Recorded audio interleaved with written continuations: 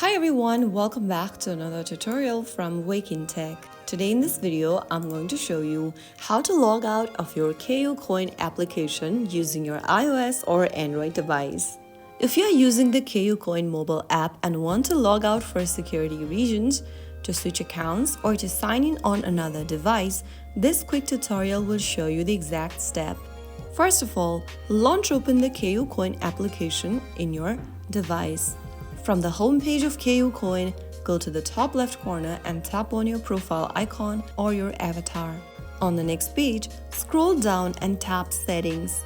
Once you're inside the Settings menu, scroll all the way down again, and then you'll find the Logout button.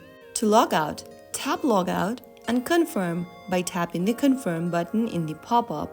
Soon after you do that, you'll be logged out of your KuCoin account immediately. And that's how you easily and successfully log out of KuCoin mobile app. Whether you are switching accounts or just protecting your crypto, following these steps ensures your account stays secure.